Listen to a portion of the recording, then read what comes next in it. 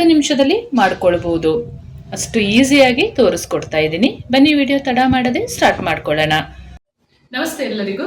ಎಲ್ಲರನ್ನು ಸುಸಿಸ್ ಕಿಚನ್ಗೆ ಸ್ವಾಗತ ಮಾಡಿಕೊಂಡು ಇವತ್ತು ಅದ್ಭುತವಾದ ಅಡಿಗೆ ಮಾಡ್ತಾ ಇದ್ದೀನಿ. ಬನ್ನಿ ಹೇಗೆ ಮಾಡೋದು ನೋಡೋಣ. ನಾನು ಮಾಡುವ ಅಡಿಗೆಗಳು ನಿಮಗೆ ಇಷ್ಟ ಆಗ್ತಿದ್ರೆ ದಯಮಾಡಿ ಸಬ್ಸ್ಕ್ರೈಬ್ ಮಾಡಿಕೊಂಡು ನಿಮ್ಮ ಫ್ರೆಂಡ್ಸ್ ಅಂಡ್ ಫ್ಯಾಮಿಲಿಗೆ ಹೆಚ್ಚು ಶೇರ್ ಮಾಡಿ, ಹಾಗೆ ಲೈಕ್ ಮಾಡೋದನ್ನು ಮರಿಬೇಡಿ. ನಾನಿವತ್ತು ಶಂಕರ ಮೀನನ್ನು ಸಾರು ಮಾಡ್ತಾ ಇದ್ದೀನಿ. ಇದು ಸ್ವಲ್ಪ ಪಿಂಕಿಶ್ ಇರುತ್ತೆ. ನಾನು 2 kg ಮೀನನ್ನು ಕ್ಲೀನ್ ಮಾಡಿ ಇಟ್ಕೊಂಡಿದ್ದೀನಿ. ಇದನ್ನು ಸುಲಭವಾಗಿ ಇವತ್ತು ಸಾರು ಮಾಡೋದು ಹೇಗೆ ಅಂತ ನಿಮ್ಮೊಂದಿಗೆ ಶೇರ್ ಮಾಡ್ತೀನಿ. ಫಸ್ಟ್ ಟೈಮ್ ನನ್ನ ಚಾನಲ್ಗೆ ವಿಸಿಟ್ ಮಾಡಿದರೆ ಪ್ಲೀಸ್ ಸಬ್ಸ್ಕ್ರೈಬ್ ಮಾಡ್ಕೊಳ್ಳಿ, ಹಾಗೆ ಲೈಕ್ ಮಾಡೋದನ್ನು ಮರಿಬೇಡಿ. ನಿಮ್ಮ ಫ್ರೆಂಡ್ಸ್ ಆ್ಯಂಡ್ ಫ್ಯಾಮಿಲಿಗೆ ಹೆಚ್ಚು ಶೇರ್ ಮಾಡಿ. ಬನ್ನಿ ಹೇಗೆ ಮಾಡೋದು ಅಂತ ನೋಡೋಣ. ನೀಟಾಗಿ ವಾಶ್ ಮಾಡಿ ಇಟ್ಕೊಂಡಿದ್ದೀನಿ.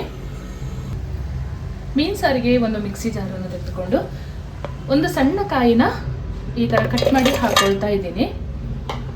ಅದರ ಜೊತೆಗೇ ಹುರ್ತೆ ಅಂತೂ ಮಸಾಲೆ ಮಾಡ್ಕೊಳ್ಳೋದಿಲ್ಲ, ಹಾಗೆ ಎಲ್ಲ ಪೌಡ್ರ್ ಹಾಕಿ ದಿಢೀರ್ ಅಂತ ಮಾಡ್ಕೊಳ್ಳುವಂಥದ್ದು. 2 ಚಮಚದಷ್ಟು ಕಾಶ್ಮೀರಿ ಚಿಲ್ಲಿ ಪೌಡ್ರನ್ನು ಸೇರಿಸ್ಕೊಳ್ತಾ ಇದ್ದೀನಿ. 1 ಚಮಚದಷ್ಟು ಮಾಮೂಲಿ ಚಿಲ್ಲಿ ಪೌಡ್ರನ್ನು ಸೇರಿಸ್ಕೊಳ್ಳೋಣ.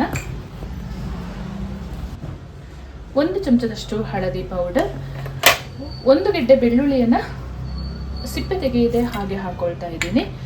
ಒಂದು ಅರ್ಧ ಚಮಚದಷ್ಟು ಜೀರಿಗೆ, ಒಂದು ಅರ್ಧ ಚಮಚದಷ್ಟು ಪೆಪ್ಪರ್ ಕಾಳು, ಒಂದು 1/4 ಚಮಚದಷ್ಟು ಅಜವೈನನ್ನು ಸೇರಿಸ್ಕೊಳ್ತಾ ಇದ್ದೀನಿ. ಹಾಗೆ 1 ಲೆಮನ್ ಗಾತ್ರದಷ್ಟು ಹುಣಸೆ ಹಣ್ಣನ್ನು ಸೇರಿಸ್ಕೊಂಡು ನೈಸಾಗಿ ರುಬ್ಕೊಳ್ಬೇಕು. ಈ ಹದದಲ್ಲಿ ಮಸಾಲೆನ ನೈಸಾಗಿ ರುಬ್ಕೊಂಡಿರಬೇಕು. ಯಾವ ಪಾತ್ರೆಯಲ್ಲಿ ಮೀನು ಸಾರು ಮಾಡ್ತೀವಿ ಆ ಪಾತ್ರೆಗೆ ರುಬ್ಬಿಟ್ಟ ಮಸಾಲೆಯನ್ನು ಸೇರಿಸ್ಕೊಳ್ಳೋಣ. ಎಣ್ಣೆ ಇಂತ ಹಾಕೊಳ್ಳೋದು ಬೇಡ, ಹಾಗೆ ಮಾಡುವಂಥದ್ದು ತುಂಬ ಚೆನ್ನಾಗಾಗುತ್ತೆ.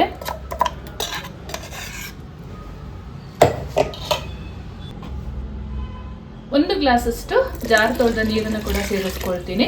ಚಂದ ಒಮ್ಮೆ ಮಿಕ್ಸ್ ಮಾಡಿಕೊಂಡು ಉಪ್ಪು ಎಲ್ಲ ಇವಾಗಲೇ ಹಾಕ್ಕೊಳ್ಳೋಣ.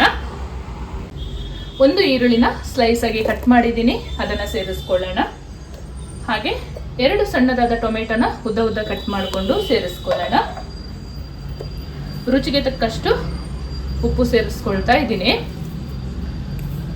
ಈ ರೀತಿಯಲ್ಲಿ ನೀವು ಒಮ್ಮೆ ಟ್ರೈ ಮಾಡಿ, ತುಂಬ ಚೆನ್ನಾಗಾಗುತ್ತೆ. ಮೀನು ಸಾಂಬಾರು ಮಾಡೋಕ್ಕೆ ಗೊತ್ತಿಲ್ಲದವರು, ಬ್ಯಾಚುಲರ್ಸ್ ಎಲ್ಲ ಇರ್ತಾರಲ್ಲ, ಅವರು ಕೂಡ ಈಸಿಯಾಗಿ ಮಾಡ್ಕೊಳ್ಬೋದು. ಚೆನ್ನಾಗಿ ಮಿಕ್ಸ್ ಮಾಡಿಕೊಂಡು ಇವಾಗ ಒಲೆ ಮೇಲೆ ಇಟ್ಕೊಳ್ಳೋಣ. 10 ನಿಮಿಷದಲ್ಲೆಲ್ಲ ಈ ಮೀನು ಸಾರನ್ನ ಮಾಡ್ಕೊಳ್ಬೋದು. ಇನ್ನು ಸ್ವಲ್ಪ ನಿಮಗೆ ತೆಳ್ಳಗೆ ಬೇಕು ಅಂದರೆ ತೆಳ್ಳಗೆ ಮಾಡ್ಕೊಳ್ಬೋದು. ಚೆನ್ನಾಗಿ ಕುದೀಲಿ. 1 ಕುದಿ ಬಂದ ಮೇಲೆ ಮೀನು ಹಾಕ್ಕೊಂಡ್ರೆ ಆಯಿತು. ನಮ್ಮ ಮೀನು ಸಾರು ನೀಟಾಗಿ ಕುದೀತಾ ಇದೆ. ಇವಾಗ ಒಂದು 4 ಹಸಿರು ಮೆಣಸಿನಕಾಯಿ ಹಾಗೆ ಒಂದು 3 ರೆಕ್ಕೆಯಷ್ಟು ಕರಿಬೇವನ್ನು ಸೇರಿಸ್ಕೊಳ್ಳೋಣ. ನೀಟಾಗಿ ಮಿಕ್ಸ್ ಆಗಿದೆ. ಇವಾಗ ಮೀನು ಹಾಕ್ಕೊಳ್ಳೋಣ.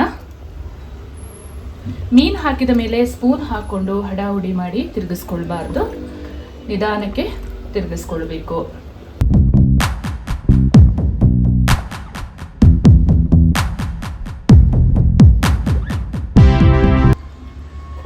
ರುಚಿಯಾದ ಮೀನು ಸಾರು ಈ ರೀತಿಯಲ್ಲಿ ರೆಡಿಯಾಗಿದೆ.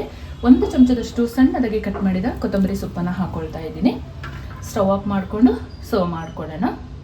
ಈ ಹದದಲ್ಲಿ ರೆಡಿ ಮಾಡ್ಕೊಳ್ಬೇಕು. ಈ ರೀತಿಯ ಮೀನು ಸಾರನ್ನು ಮಾಡಿಕೊಂಡ್ರೆ ಸ್ವಲ್ಪ ತಣ್ಣಗಾದ್ಮೇಲೆ ಟೇಸ್ಟ್ ಮಾಡಬೇಕು. 10 ನಿಮಿಷದಲ್ಲಿ ಮಾಡ್ಕೊಳ್ಬಹುದು. ಅಷ್ಟು ಈಸಿಯಾಗಿ ತೋರಿಸ್ಕೊಡ್ತಾ ಇದ್ದೀನಿ. ಅದ್ಭುತವಾದ ಶಂಕರ ಮೀನು ಸಾರು ಈ ರೀತಿಯಲ್ಲಿ ರೆಡಿಯಾಗಿದೆ. ತುಂಬ ಅದ್ಭುತವಾಗಿರುತ್ತೆ. ಒಮ್ಮೆ ಟ್ರೈ ಮಾಡಿ. ನಾನು ಹೇಳಿದ ಮೆಥಡಲ್ಲಿ ಮಾಡಿದರೆ 10 ನಿಮಿಷ ಸಾಕಾಗುತ್ತೆ. ಯಾರು ಬೇಕಾದರೂ ಬ್ಯಾಚುಲರ್ಸ್ ಕೂಡ ಮಾಡುವಂಥ ಒಂದು ಮೀನು ಕರಿ ಆಗಿರುತ್ತೆ. ಹಾಗೆ ನನ್ನ ಚಾನಲ್ಗೆ ಫಸ್ಟ್ ಟೈಮ್ ವಿಸಿಟ್ ಮಾಡಿದರೆ ಪ್ಲೀಸ್ ಸಬ್ಸ್ಕ್ರೈಬ್ ಮಾಡಿಕೊಂಡು ಪಕ್ಕದಲ್ಲೇ ಇರುವ ಬೆಲ್ ಬಟನನ್ನು ಕ್ಲಿಕ್ ಮಾಡೋದನ್ನು ಮರಿಬೇಡಿ.